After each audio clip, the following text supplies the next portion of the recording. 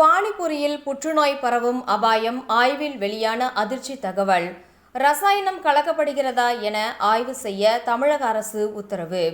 கோவையில் ஆய்வு செய்த அதிகாரிகள்.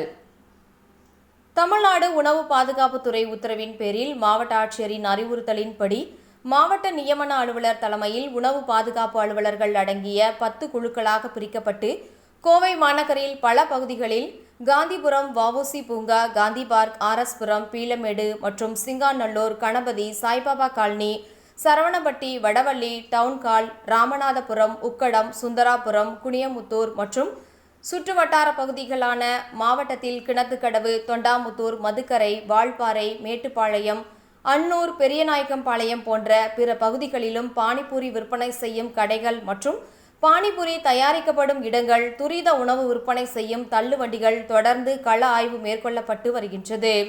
இதன் தொடர்ச்சியாக இன்று நடைபெற்ற ஆய்வின் போது 73 கடைகளை ஆய்வு செய்ததில் 16 கடைகளுக்கு நோட்டீஸ் வழங்கப்பட்டு 4 உணவு மாதிரிகளும் தமிழக அரசால் தடை செய்யப்பட்ட பிளாஸ்டிக் உபயோகத்திற்காக 6 கடைகளுக்கு ரூபாய் 12,000 அபராதம் விதிக்கப்பட்டுள்ளது.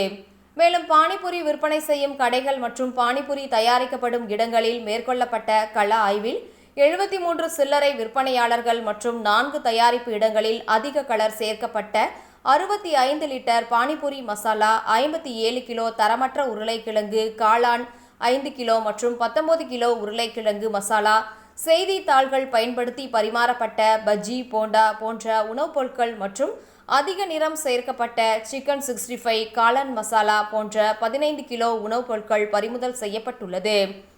இதன் மதிப்பு சுமார் 28,200 ஆகும். இதில் 4 உணவு மாதிரிகள் எடுக்கப்பட்டு உணவு பரிசோதனைக்காக உணவு பகுப்பாய்வு கூடத்திற்கு அனுப்பி வைக்கப்பட்டுள்ளது.